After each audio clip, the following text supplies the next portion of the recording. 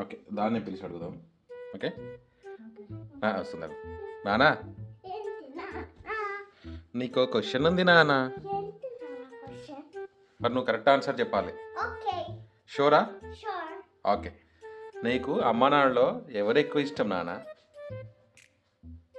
ఇది కొంచెం కష్టమైన ప్రశ్నే